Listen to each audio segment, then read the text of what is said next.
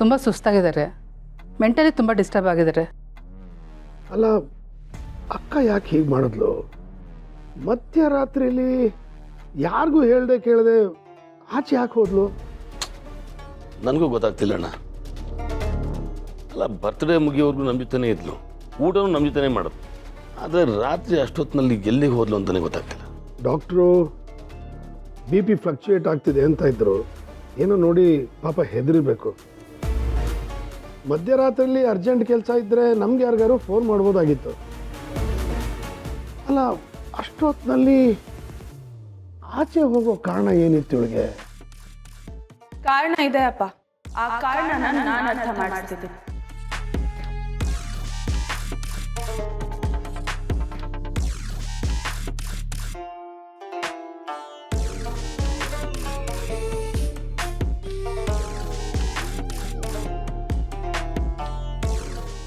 ಶ್ರಾವಣಿ, ಅಕ್ಕನಿಗೆ ಹೀಗಾಗಿರೋದಕ್ಕೆ ಕಾರಣ ನಿನಗೆ ಗೊತ್ತಾ? ಏನು ಅರ್ಥ ಮಾಡಿಸ್ತೇ ನೀನು? ಹೌದಪ್ಪ, ನೀವಾಗ ನೀವೇ ಅರ್ಥ ಮಾಡ್ಕೊಳ್ದೇ ಇದ್ದಾಗ ಅರ್ಥ ಮಾಡ್ಸೋದಕ್ಕೆ ಯಾರಾದ್ರೂ ಬರ್ಬೇಕಲ್ವಾ?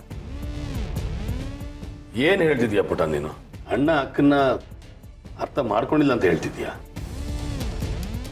ಅರ್ಥ ಮಾಡ್ಕೊಂಡಿದ್ದಾರೆ ಚಿಕ್ಕಪ್ಪ, ಆದರೆ ಅಷ್ಟು ಚೆನ್ನಾಗಿ ಅರ್ಥ ಮಾಡ್ಕೊಂಡಿಲ್ಲ.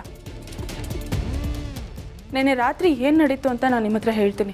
ಅವಾಗ ಅವ್ರು ಎಂಥವ್ರು, ಅವ್ರನ್ನ ಎಷ್ಟು ಚೆನ್ನಾಗಿ ಅರ್ಥ ಮಾಡ್ಕೊಂಡಿದ್ದಾರೆ ಅಂತ ಇವ್ರಿಗೆ ಗೊತ್ತಾಗುತ್ತೆ. ಸುತ್ತಿ ಬಳಸಿ ಮಾತಾಡ್ಬೇಡ ಶ್ರಾವಣಿ. ಅದೇನಿದೆಯೋ ಅದನ್ನ ನೇರವಾಗಿ ಹೇಳು. ಹೇಳ್ತೀನಿ ಅಪ್ಪ, ಆದರೆ ಯಾವುದೇ ಕಾರಣಕ್ಕೂ ಈ ವಿಷಯ ಅಜ್ಜಿಗೆ ಗೊತ್ತಾಗಬಾರ್ದು. ಅವ್ರಿಗೆ ವಿಷಯ ಗೊತ್ತಾಗಬಾರ್ದು ಅನ್ನೋ ಕಾರಣಕ್ಕೆ ಅವ್ರನ್ನ ದೇವಸ್ಥಾನಕ್ಕೆ ಕಳಿಸಿದ್ದೀನಿ. ನೀವು ನಂಬಿರೋ ನಿಮ್ಮ ಅಕ್ಕ ಅಂದರೆ ವಿಜಯಾಂಬಿಕಾ, ನೀವು ದೇವ್ರಿಗಿಂತ ಹೆಚ್ಚಾಗಿ ಆರಾಧಿಸೋ ಲಲಿತಾ ದೇವಿನ ಅಂದರೆ ನಮ್ಮ ಅಜ್ಜಿನ ಕೊಲ್ಲೋದಿಕ್ಕೆ ಹೊರಟಿದ್ರು.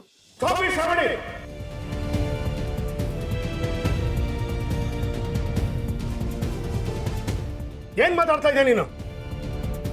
ಪಾಪ ಅಕ್ಕ ಹಾಸಿಗೆ ಹಿಡಿದು ಮಲಗಿದ್ದಾಳೆ, ಏನನ್ನು ನೋಡಿ ಹೆದರ್ಕೊಂಡಿದ್ದಾಳೆ. ಅಂತದ್ರಲ್ಲಿ ಅವಳ ಮೇಲೆ ಆರೋಪ ಹೊರಿಸ್ತಾ ಇದೀಯಾ? ಅದು ಅತ್ತೆ ಅವ್ರನ್ನ ಕೊಲ್ಲಕ್ ಹೋಗಿದ್ಲು ಅಂತ. ನೋಡು ಶ್ರಾವಣಿ, ನಿನಗೆ ಅಕ್ಕನ ಬಗ್ಗೆ ಕೋಪ ಇರಬಹುದು, ನಿಮ್ಮಿಬ್ಬರ ಮಧ್ಯೆ 1000 ಮನಸ್ತಾಪ ಇರಬಹುದು, ಆದ್ರೆ ಅವಳು ಅದಕ್ಕೆಲ್ಲ ಕ್ಷಮೆ ಕೇಳಿದ್ದಾಳೆ. ಅಂಥದ್ರಲ್ಲಿ ಅವಳನ್ನ ಸಿಗಾಕ್ಸಕ್ಕೆ ಹೊರಟಿದ್ಯಾ? ವಿಷಯಗಳನ್ನೆಲ್ಲ ನಾನು ಸಹಿಸೋದಿಲ್ಲ ಅಂತ ನಿನಗೆ ಗೊತ್ತು. ಸಹಿಸೋದೇನು ನಾನು ನಂಬಲ್ಲ. ನನಗೆ ಗೊತ್ತು ಅಪ್ಪ, ನಾನು ಇಷ್ಟು ದೊಡ್ಡ ಆರೋಪ ಮಾಡ್ತಿದ್ದೀನಿ ಅಂದಮೇಲೆ ಇದನ್ನ ನೀವು ನಂಬಲ್ಲ ಅಂತ ನನಗೆ ಗೊತ್ತು. ಆದರೆ ನಾನು ಈ ಆರೋಪನ ಸಾಕ್ಷಿ ಸಮೇತ ಸಾಬೀತು ಮಾಡ್ತೀನಿ.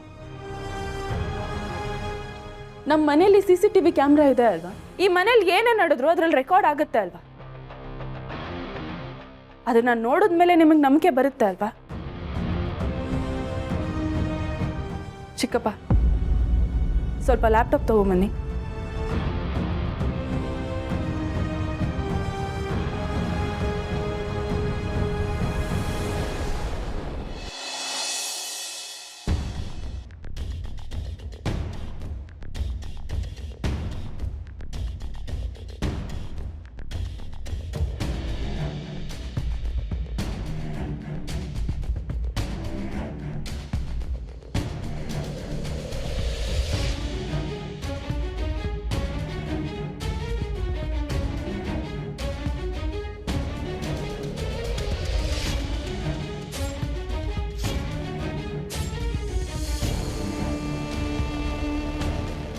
ಸಾಕ್ಷಿ ಸಮೇತ ಸಾಬೀತು ಮಾಡ್ತೀನಿ ಅಂದೆ. ಆರೋಪ ಮಾಡೋದು ಸುಲಭ, ಸಾಬೀತು ಮಾಡೋದು ಕಷ್ಟ. ನಾನು ಸುಳ್ಳು ಹೇಳ್ತಾ ಇಲ್ಲ ಅಪ್ಪ. ಅಜ್ಜಿ ರಾತ್ರಿ ಮಲಗಿರುವಾಗ ವಿಜಯಾಂಬಿಕಾ ಅತ್ತೆ ಅವ್ರನ್ನ ಶಡಪ್ ಶ್ರಾವಣಿ, ಏನೇನೋ ಕತೆ ಕಟ್ಬೇಡ. ಫುಟೇಜ್ ತೋರಿಸ್ತೀನಿ ಹಿಂದೆ ತೋರ್ಸು. ಇದ್ರಲ್ಲಿ ಯಾವ ಫುಟೇಜು ಸಿಗ್ತಾ ಇಲ್ಲ ಅಪ್ಪ. ಅಡುಗೆ ಮನೆದು, ರೂಮಿನ ಹೊರಗಡೆದು ಯಾವ ಫುಟೇಜು ರೆಕಾರ್ಡ್ ಆಗಿಲ್ಲ ಇದರಲ್ಲಿ.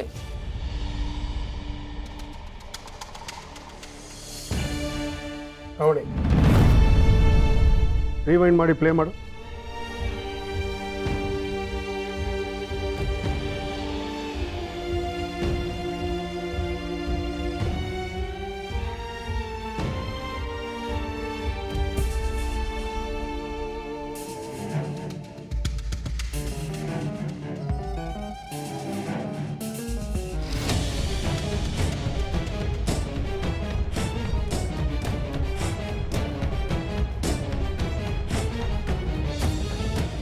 ಶ್ರಾವಣಿ ಏನಮ್ಮ ಇದೆಲ್ಲ?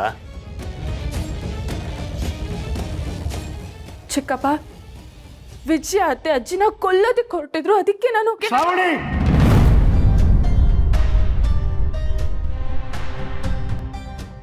ನಿನ್ನ ಮೇಲೆ ಕೈ ಮಾಡಬಾರದು, ನೀನು ಸಾಲಿಗ್ರಾಮದ ಕುಡಿ ಅಂತ ಅತ್ತೆಯವರು ಹೇಳಿದ್ದಾರೆ. ತೊಂದೆ ಕಾರಣಕ್ಕೆ ನಾನು ಸುಮ್ಮನಿದ್ದೀನಿ. ಅಪ್ಪ ಪ್ಲೀಸ್ ಅಪ್ಪ, ನನ್ನನ್ನು ನಂಬಿ. ಛೇ, ನೀನ್ ಇಷ್ಟು ಚೀಪ್ ಲೆವೆಲ್ಗೆ ಇಳಿತ ಅಂತ ನನಗೆ ಗೊತ್ತಿರಲಿಲ್ಲ.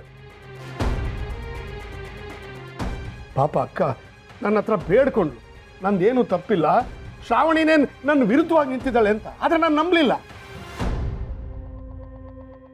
ಇವತ್ತು ಗೊತ್ತಾಗ್ತಾ ಇದೆ, ತಪ್ಪೆಲ್ಲ ನೀನೇ ಮಾಡಿ, ಅವಳು ಕೋಪ ಬರೋ ಹಾಗೆ ಮಾಡಿ, ಅಕ್ಕನೇ ಕೆಟ್ಟೋಳು ಅಂತ ಸಾಬೀತು ಮಾಡಕ್ ಹೊರಟಿದ್ಯಾ. ಯಾಕಮ್ಮ ಶ್ರಾವಣಿ ಹೀಗೆಲ್ಲ ಮಾಡ್ತಾ ಇದೀಯಾ? ಅಷ್ಟಕ್ಕೂ ನಿನಗೂ ಅಕ್ಕಂಗೂ ಏನ್ ಮನಸ್ತಾಪ ಇದೆ ಅಂತ? ಇಲ್ಲ ಚಿಕ್ಕಪ್ಪ, ನಾನು ನಿಜ ಹೇಳ್ತಿದ್ದೀನಿ. ನೀನ್ ಇನ್ನೇನು ಹೇಳೋದು ಬೇಕಾಗಿಲ್ಲ. ಗೊತ್ತೋ ಗೊತ್ತಿಲ್ದೇನೋ ಅಕ್ಕ ಒಂದು ತಪ್ಪು ಮಾಡಿದ್ಲು ಅನ್ನೋ ಕಾರಣಕ್ಕೆ ಪದೇ ಪದೇ ಅವಳ ಮೇಲೆ ಆರೋಪ ಹೊರಿಸ್ತಾ ಇದೀಯ. ನೀನ್ ಅಕ್ಕನ ವಿಷಯದಲ್ಲಿ ನಡ್ಕೋತಾ ಇರೋದು ತುಂಬಾ ತಪ್ಪು. ಇದಕ್ಕೆ ನಿನಗೆ ಕ್ಷಮೆನೇ ಇಲ್ಲ. ಅತ್ತೆ ಮೇಲೆ ಗೌರವದಿಂದ ನೀನು ಸುಬ್ಬು ಹೆಂಡತಿನ ಒಂದೇ ಕಾರಣದಿಂದ ನಿನ್ನ ಮೇಲೆ ಕನಿಕರ ತೋರಿಸ್ತಾ ಇದ್ದೀನಿ. ಹೊಟ್ಟೋಗಿಲ್ಲಿಂದ, ಹೊಟ್ಟೋಗಿಲ್ಲಿಂದ. ಅಪ್ಪ, ಇಲ್ಲೇನೋ ಹೆಚ್ಚು ಕಮ್ಮಿ ಆಗಿದೆ ಅಪ್ಪ. ನಾನು ನಿಜವಾಗ್ಲೂ ಹೇಳ್ತಿದ್ದೀನಿ, ನಾನು ಸುಳ್ಳು ಹೇಳ್ತಾ ಇಲ್ಲ ಅಪ್ಪ. ಛೇ, ಅಪ್ಪ ಅಂತ ಕರಿಬೇಡ.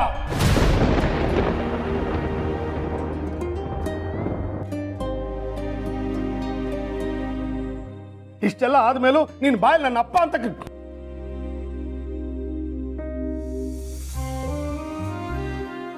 ಪಾಪ ಅಕ್ಕ ಮನಸ್ಸಲ್ಲಿ ಎಷ್ಟು ನೋವು ಇಟ್ಕೊಂಡಿದ್ರು ನಮ್ಮನ್ನೆಲ್ಲ ನಗ್ನಗ್ತಾ ಮಾತಾಡಿಸ್ತಾ ಇರ್ತಾಳೆ. ಯಾಕೆ? ಈ ಮನೆ ಸಂತೋಷವಾಗಿರ್ಲಿ ಅಂತ. ಆದ್ರೆ ನೀನು ಅಕ್ಕನ ವಿರುದ್ಧ ನಾನೇ ಮಾತಾಡೋ ಹಾಗೆ ಮಾಡ್ಬಿಟ್ಟೆ. ಅದರಿಂದ ಅವಳು ನೊಂದ್ಕೊಂಡು ಹಾಸಿಗೆ ಹಿಡಿದಿದ್ದಾಳೆ. ಅಲ್ಲ, ಇವತ್ತು ಅವಳ ಮೇಲೆ ಆರೋಪ ಹೊರಿಸಕ್ಕೆ ಅತ್ತೆ ಅವ್ರನ್ನ ಕಾರಣ ಮಾಡ್ಕೊಂಡ್ಬಿಟ್ಟಿಯಲ್ಲ. ನಿನಗೆ ಮನುಷ್ಯತ್ವನೇ ಇಲ್ಲ. ಮಗಳಾಗಕ್ಕೆ ಸಾಧ್ಯನೇ ಇಲ್ಲ. ನೀನ್ ಯಾವತ್ತೂ ನನ್ನ ಮಗಳಲ್ಲ. ನನ್ನ ಕಣ್ಮುಂದೆ ನಿಂತ್ಕೊಬಿಡ. ಹೊಟ್ಟೋಗಿಲ್ಲಿಂದ, ಹೊಟ್ಟೋಗ.